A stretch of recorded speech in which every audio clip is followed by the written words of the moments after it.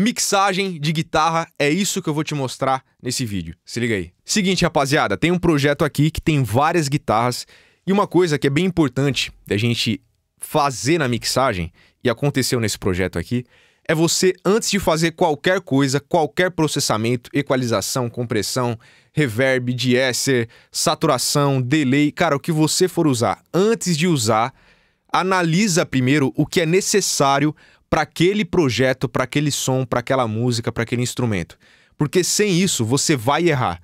Se você não analisar e sair fazendo igual um doido, você não vai chegar em lugar nenhum.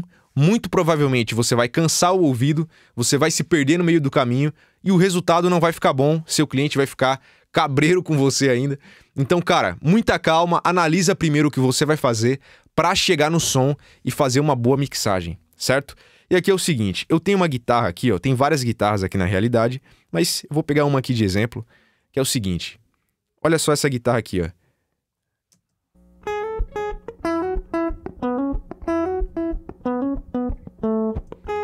Essa música aqui é do cantor Dude e a música se chama Fevereiro, que ele me contratou para fazer a mix e master, certo? E aqui é o seguinte, essa guitarra, ela tem uma ideia legal, mais groovada ali de música pop e tal, né? Olha só. Só que ela não tava soando muito encaixada pra mim, o timbre, assim. Pelo menos, pra mim, tava soando como se fosse gravado direto em linha, assim, sem simulação de ampli, sem nada, sem amplificador e tal. Então soa um pouco cru, sabe? E pra mim, não tava encaixando. Em algumas músicas mais groovadas, é muito comum em black music e tal, a galera gravava mesmo nas antigas, às vezes direto em linha, e dependendo da música funciona bem. Em reggae também, mas depende da música, do contexto e tal.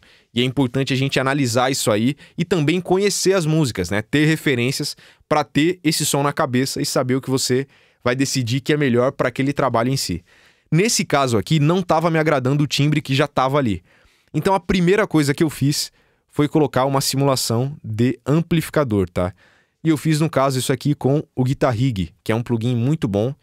E eu simulei aqui um Fender Twin, basicamente, certo? E aí o som já ficou assim, ó.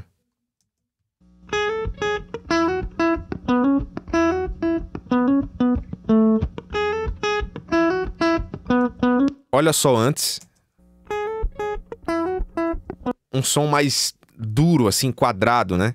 Agora com a simulação de amplificador. A ideia é a mesma, mas o timbre já dá uma melhorada ali. Depois eu simulei uma mesa de som aqui, ó. Vamos ouvir.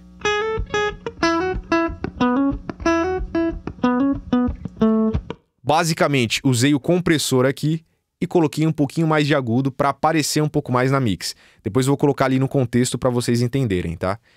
Coloquei um outro plugin, que é um Transient Shaper, da Softube, tá? Que basicamente o que eu fiz aqui foi adicionar punch, que ele vai adicionar esse ataque inicial ali do som, ele vai enfatizar. E nessa guitarra eu queria que ela ficasse bem espetada assim na mix, então foi isso aqui que eu busquei nesse plugin, tá? Olha só.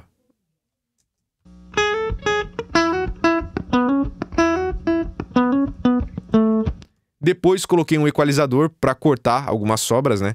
Então cortei aqui a sobra de grave e controlei o agudo.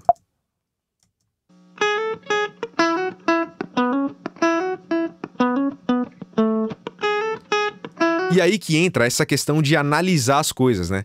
Pode ver que essa guitarra, ela tá fazendo uma melodia aguda, só que tinha algum grave ali, provavelmente da mão, esbarrando ali nas outras cordas e tal. Então pode ver que esse corte de grave que eu fiz aqui, ó, olha a quantidade de sujeira que vai tirar dessa guitarra aqui, ó.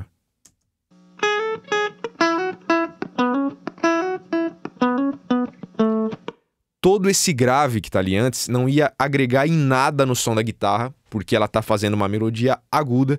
Então todo esse grave vem de notas que tá esbarrando ali, a mão esbarrando, encostando no captador, enfim. Então não é necessário, por isso que eu cortei, e a gente tem que analisar esse tipo de coisa.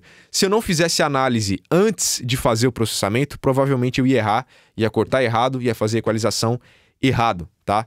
O agudo também cortei ali o que é desnecessário, e pode ver que aqui, ó, de vez em quando o equalizador faz assim, ó. Repara ali.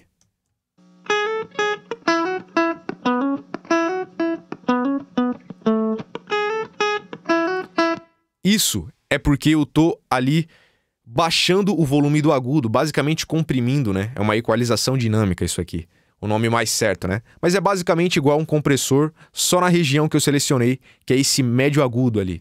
E toda vez que a guitarra toca alguma nota mais forte, que às vezes ficava, tipo, sobressaindo ali, eu coloquei esse compressor, vamos dizer assim, nessa região, para controlar esse agudo e não deixar a guitarra muito estridente, tá? Olha só.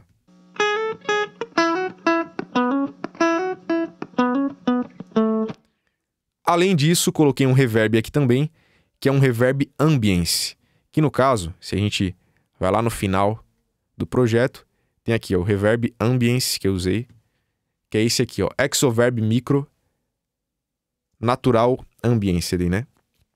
Então coloquei que é um reverb curto, só que ele tem um som muito natural mesmo, parece que é uma sala que a guitarra foi gravada e tal.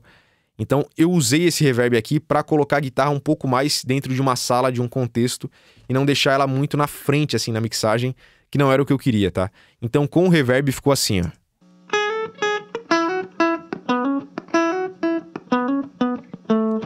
E agora no contexto da música.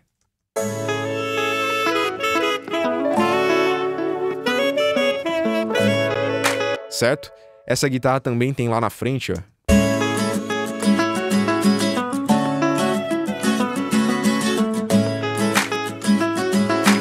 Então, com isso, a gente encaixou aqui o som dessa guitarra na mixagem.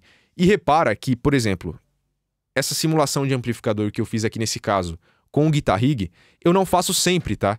Eu só fiz agora porque foi necessário para encaixar o som da guitarra, porque ela estava soando muito com esse timbre de guitarra gravado direto em linha que para mim não estava muito interessante. Então, como o timbre não estava me agradando muito, eu coloquei essa simulação de amplificador para encaixar melhor o som dessa guitarra no contexto da música.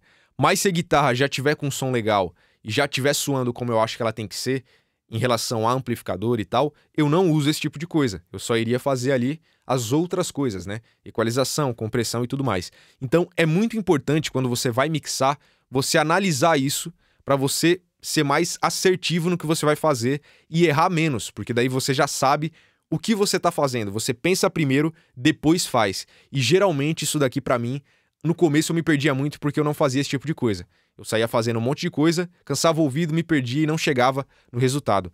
Depois que eu percebi esse erro, eu comecei a treinar mais para pensar primeiro o que eu vou fazer e depois eu faço para acertar mais. E cara, mudou meu som depois que eu comecei a fazer esse tipo de coisa, certo? Se você tiver qualquer dúvida, comenta aqui para eu te ajudar.